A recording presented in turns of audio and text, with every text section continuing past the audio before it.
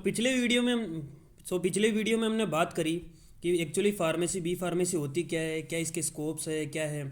आज हम बात करने वाले हैं सैलरीज इन बी फार्मा कि बी फार्मेसी में आने के बाद आप क्या सैलरी एक्सपेक्ट कर सकते हैं। मैंने आपको बताया था कि बी फार्मा के अंदर बहुत सारे डिपार्टमेंट्स होते हैं, including Q A Q C, production department, medical representative department, clinical research department, pharmacovigilance department, hospital retail pharmacist, R and D, plant head, government pharmacist. तो इन सबको समझने के लिए आपको पता होना चाहिए कि बेसिकली जो एक फार्मा इंडस्ट्री है, जो फार्मास्यूटिकल कंपनी है, वो चल कैसे रही है। इसके अंदर जो है हमारी पहले बहुत सारी डिपार्टमेंट्स होते हैं। जो हमारी फैक्ट्री है इसके अंदर बहुत सारे डिपार्टमेंट्स होते हैं। Supply chain department, microbiology department, QA department, QC department.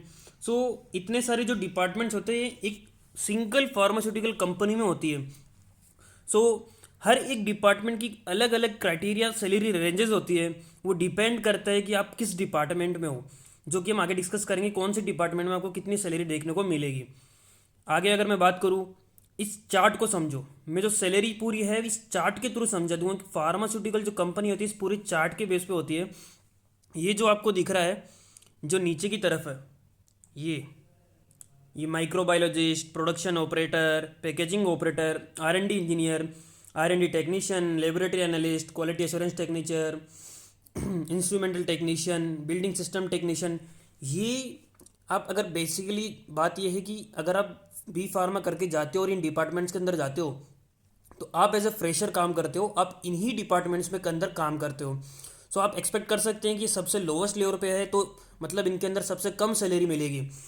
लेकिन जैसे ही आपका एक्सपीरियंस 3 4 4 साल, मिनिमम मान लो 5 साल का अगर आपका एक्सपीरियंस होता है तो आप इस लेवल तक पहुंच जाते हैं। Quality control technician, packaging team leader, production team leader, regulatory affair specialist, drafter, maintenance supervisor. तो स्लाइटली जो आपको फ्रेशर लेवल पे है, आपका 5 साल का एक्सपीरियंस हो चुका है तो आपको इन पोजीशंस पे अपॉइंट कर दिया जाता है और आपकी सैलरी पहले से कंपेरेटिवली बहुत अच्छी हो जाती है। आफ्टर 10 years ऑफ एक्सपीरियंस आपको आपको इन पोजीशंस पे आपको अपने आप खुद को पाओगे, जो कि पोजीशन से production director, R and D director, quality director, engineering director and maintenance director. ये जो पोजीशन होती है ये एक बहुत अच्छी खासी सैलरी होल्ड करती है, क्योंकि ये इन सारे डिपार्टमेंट्स को जो है कंट्रोल कर रही होती है। इनके अंडर में जो भी आता है वो सब इन्हीं डायरेक्टर्स के अंडर में काम आता है। इनकी सैलरी बहुत अच्छी खासी होती है। पर जैसे ही आपका एक्सपीरियंस 15 से 20 साल का हो जाता है, आप एक फार्मास्यूटिकल कंपनी के सेल्स मार्केटिंग डायरेक्टर बन सकते हो, सीएफओ बन सकते हो, चीफ फाइनेंशियल ऑफिसर जिसको हम बोलते हैं, प्लांट मैनेजर बन सकते हैं, प्रोक्यूटेड डायरेक्टर बन सकते हैं, सप्लाई चेन डायरेक्टर बन सकते हैं, आईटी डायरेक्टर बन सकते हैं। इनकी सैलरी आप नहीं मानोगे, लगभग 30 से 40 लाख रुपए पर एनम होती है विद एक्सपीरियंस ऑफ 15 से 20 साल। और अगर आप यहीं भी नहीं रुकना चाहते तो आपके पास इतना पैसा उस टाइम तक हो जाएगा कि आप एक ऑपरेशन डायरेक्टर बन सकते हैं एक पूरी फार्मास्यूटिकल कंपनी की। और फिर भी आपको नहीं मानना, आपके पास बहुत पैसा आ गया है, आप एक खुद की कंपनी ही खोल लो। तो इतना पैसा जो है फार्मास्यूटिकल कंपनी जो है होल्ड कर रही है, आप देख सकते हैं। अब मैं अलग अलग डिपार्टमेंट की बात करूंगा कि कौन से डिपार्टमेंट में आपको कितनी सैलरी देखने को मिल जाएगी। सबसे पहले मैं बात करूंगा quality assurance and quality control department की, जिसके अंदर आपका काम रहता है ड्रग क्वालिटी चेकिंग का, जीएमपी डॉक्यूमेंटेशन का, आपको ऑडिट्स बनाना होता है। अगर आप एज ए फ्रेशर उनके अंदर जाओगे, जैसे कि मैंने बताया लोवेस्ट लेवल पे आते हैं किसी फार्मास्यूटिकल कंपनी में, जैसे आप अगर उसके अंदर फ्रेशर के लेवल पे जाओगे तो आपकी सैलरी 20 से 35 हज़ार की आपको देखने को मिलेगी। और आफ्टर 5 years आपको 50 से 1 लाख के आसपास मिलेगी। ये जो सैलरीज है ये मैंने पूछ कर बताई है, जो भी बंदे जो काम कर रहे हैं जिनका एक्सपीरियंस हो गया एक फ्रेशर लेवल पे, 5 साल का जिनका एक्सपीरियंस हो चुका है, उनसे मैंने पूछ कर ये सैलरी जो है डिसाइड करी है कि हाँ इतना आपको मिलता है इन रियलिटी। देन आपका आ जाता है प्रोडक्शन एंड मैन्युफैक्चरिंग डिपार्टमेंट आ जाता है, जिसके अंदर भी आपको सैलरी मिलेगी। एक फ्रेशर लेवल पे अगर आप जाओगे तो 18 से 30 हज़ार आपको देखने को मिलेगी। आफ्टर 5 years ऑफ एक्सपीरियंस आपको देखने को मिल जाएगी 45,000 to 90,000 पर मंथ आपकी सैलरी हो जाती है, जो कि एक अच्छी खासी सैलरी होती है। देन आपका आ जाता है मेडिकल रिप्रेजेंटेटिव, जो कि मोस्टली फार्मा के जो स्टूडेंट्स होते हैं वो आफ्टर बी फार्मेसी एमआर के अंदर जॉब करना स्टार्ट कर देते हैं, क्योंकि पता नहीं उनको क्या दिखता है कि आपको उनको केवल एमआर एमआर एमआर, बहुत से बच्चे केवल उनको एमआर का ही पता होता है कि बी फार्म के बाद एमआर ही करना है। तो इसके अंदर भी देख लो आपकी बीस सैलरी 20 से 40 हज़ार होती है। जो हाईएस्ट क्राइटेरिया लिया गया है वो एक एमएनसी के अकॉर्डिंग लिया गया है, और जो लोएस्ट क्राइटेरिया लिया गया है वो एक नॉर्मल कंपनी के अकॉर्डिंग लिया गया है, ठीक है। और आपके 5 साल के एक्सपीरियंस के बाद जो आपकी सैलरी जाती है 1.5 लाख से 2 लाख तक हो जाती है। देन हम बात करें clinical research associate. Clinical research associate जिनके अंदर अच्छी सैलरी आपको बाकी कंपैरिजन, बाकी जो फील्ड्स हैं उनके कंपैरिजन में अब आपको एक अच्छी सैलरी देखने को मिलेगी। जैसे कि 25 मान लो कि 30,000 ही आपको स्टार्टिंग मिलेगी। आफ्टर 5 ईयर्स आपको 60 से 1.5 लाख तक आपकी सैलरी जो है वो देखने को मिल जाती है। देन मैं बात करूँ फार्माकोविजिलेंस, जिसका काम होता है साइड इफ़ेक्ट ऑफ मेडिसिन, उनको मॉनिटर करना। कोई भी आपने मेडिसिन बनाई तो उसके क्या साइड इफ़ेक्ट्स हो सकते हैं मेडिसिन बनने तक और मेडिसिन बनने के बाद भी, ये फार्माकोविजिलेंस जो डिपार्टमेंट होता है वो एक्टिव होता है। इसके अंदर आपको सैलरीज देखने को मिल जाएगी 3.5 to 6 LPA। आफ्टर 5 ईयर्स आपको मिल जाएगी 1 लाख पर मंथ के अप्रोक्स। देन आपका डिपार्टमेंट आता है रेगुलेटरी अफेयर्स। बहुत ही अच्छा डिपार्टमेंट है अगर आप करना चाहो तो, जिसका काम होता है drug approval and compliance with government rules. आपको बेसिकली एक पूरा कंप्यूटर बेस होता है, इसके अंदर आपको डॉक्यूमेंट जो है बनाने होते हैं। फ्रेशर की सैलरी 3 to 6 LPA तक होती है। आफ्टर 5 ईयर्स आपको 1 लाख पर मंथ तक मिल जाता है।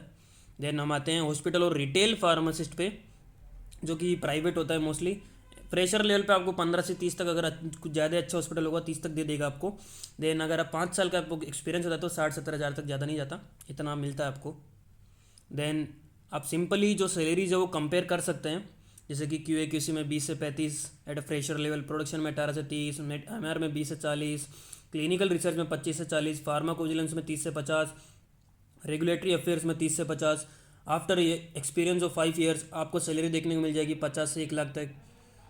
QA/QC डिपार्टमेंट में, प्रोडक्शन डिपार्टमेंट में आपको 90K तक मिल जाएगा। MR डिपार्टमेंट में आपको 1.5 से 2 लाख तक मिल जाएगा। क्लिनिकल रिसर्च में 60,000 से 1 लाख तक मिल जाएगा। फार्माकोविजिलेंस में 1.5 से 2 लाख तक मिल जाएगा। रेगुलेटरी अफेयर्स में आपको 70,000 से 1.5 लाख तक मिल जाएगा देखने को, जो कि बहुत अच्छी सैलरी है। और देन मैं बात करूँ कि आपको प्राइवेट सेक्टर में जाना ही नहीं है, इंडस्ट्रियल एरिया में जाना ही नहीं है, तो अच्छा खासा पढ़ाई करो, गवर्नमेंट फार्मासिस्ट बनो। इनकी इनिशियल सैलरी तो कम होती है 30,000 तक, बट आफ्टर 3-4 ईयर्स आपकी जो सैलरी है 70,000, और जैसे एम्स फार्मासिस्ट है तो 1.5 लाख तक भी आपकी सैलरी जो है चली जाती है। अब मैं बात करूँगा 10 ईयर्स अगर आपको एक्सपीरियंस हो जाता है, जैसे मैंने उस लेवल को आपको समझाया तो उस चार्ट के अकॉर्डिंग, तो आपको अगर 10 ईयर्स एक्सपीरियंस हो जाता है तो कौन से डिपार्टमेंट में आपको कितना एक MNC में देखने को मिल जाता है।